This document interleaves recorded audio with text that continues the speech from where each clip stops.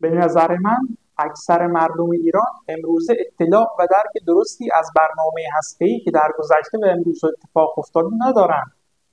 بنابراین لازم دیدم که در این ویدیو درباره داستان انبار هسته ایران صحبت کنم، مسیری که برنامه هسته‌ای پیموده تا ببینیم که از کجا به کجا رسیدیم. سلام به همه دوستان، من وحید عبدعلیپور هستم، با من همراه بشید. در این قسمت درباره تاریخچه هسته‌ای از آغاز تا بهمن 57 براتون میگم. تاریخ برنامه هسته‌ای نشون میده که 3 عامل مهم باعث شد ایران در زمان پهلوی دوم به سمت هسته‌ای شدن حرکت کنه. اولی چراغ سبز خود آمریکایی‌ها بود. یانکی‌ها در زمان آیزنهاور طرح اتم برای صلح رو مطرح میکنند و شروع به اعطای امتیازاتی به کشورهای دوست و معتمد خودشون برای دستیابی به تکنولوژی هسته‌ای میکنند و چه کسی هم بهتر از ایران، معتمد عزیز و دوست داشتنیشون در خاورمیانه. در این راستا در سال 1335 به دستور محمد رضا پهلوی مرکز اتمی دانشگاه تهران تأسیس میشه و آمریکایی‌ها هم یک راکتور تحقیقاتی 5 مگاواتی به ایران اهدا میکنند. راکتور اتمی دانشگاه تهران رسما در شهریور 46 با تحویل 5.5 کیلو اورانیوم بسیار غنی شده و 112 گرم پلوتونیوم رسما شروع به کار میکنه و تحول بزرگی در بحث هسته‌ای آغاز میشه. از آموزش و تربیت دانشجو که دانشمندان آینده شدند تا توسعه صنایع مرتبط با برنامه هسته‌ای. دومین عامل اهداف بلند پروازانه خود شاه بود. شاه که یک فرد ناسیونالیست، میهن‌پرست و ملی‌گرا بود، معتقد بود که منافع ملی ما ایجاد میکنه که ایران هرچی سریعتر هسته‌ای بشه. زیرا ما نمیتونیم بیش از این به نفت گران قیمت متکی بشیم. از طرفی برای مقابله با تهدیدهای همسایگان مثل اتحاد جماهیر شوروی در شمال ایران، هند و پاکستان در شرق، ما هرچه سریعتر باید به تکنولوژی هسته‌ای دست پیدا کنیم. اما سومین عامل و مهمترین عامل پژوهش بنیاد استنفورد بود. در سال 53 دولت شاهنشاهی قرارداد رو با بنیاد پژوهشی استنفورد آمریکا که وابسته به دانشگاه استنفورد بود رو منعقد میکنه و میخواد که بنیاد استنفورد یک طرح توسعه میان مدت یعنی 20 ساله در ابعاد اجتماعی، اقتصادی و صنعتی به دولت ایران ارائه کنه.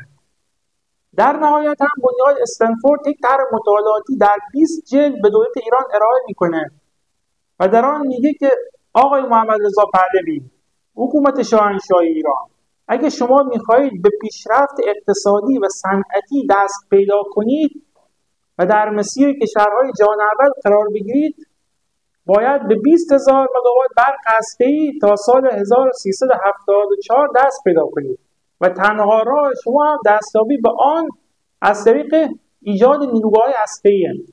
لذا شاه در سال 53 سازمان انرژی اتمی رو تأسیس میکنه و این سازمان هم طی یک برنامه‌ریزی 15 ساله هدفش این بوده که 23 نیروگاه اتمی با ظرفیت 23,000 مگاوات بسازه.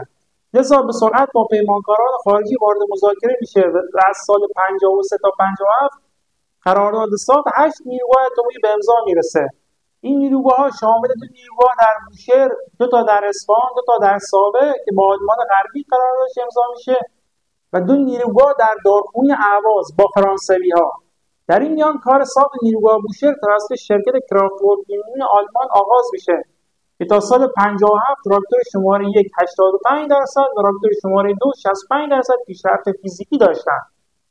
اگر اجل به نظام شاهنشاهی مولد میداد، نیروگاه بوشهر تا سال 1360 به پایان میرسید و ایران مجبور نبود که دست به دامن تکنولوژی چرنوبیلی برادران روس شده و تا بیش از 3 دهه دیگر صبر کنه.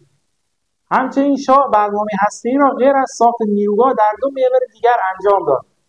اولین محور سرمایه‌گذاری در یک معدن اورانیوم در آفریقای جنوبی بود که مالکش یک شرکت انگلیسی بود و هدف آن هم دسترسی به سنگ معدن مرغوب اورانیوم بود.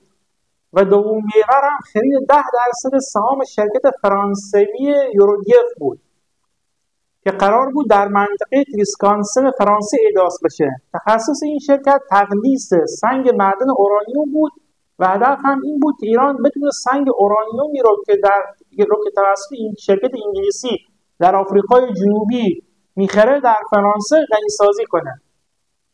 جالب اینه که ایران برای اینکه بتونه قرارداد با یوروگیف رو امضا کنه مجبور شد 2 میلیارد در فرانسه سرمایه گذاری کنه. 1 میلیاردش برای ساخت نیروگاه هسته‌ای در دارالخومین اهواز و 1 میلیارد هم به سازمان انرژی اتمی فرانسه وام داد تا موافقت دولت فرانسه رو برای سرمایه گذاری در یوروگیف جلب کنه. راستی در این دوره ایران 4500 دانشمند رو به خدمت گرفته بود که بعد از بهمن 57 اکثرشون از کشور خارج شدن.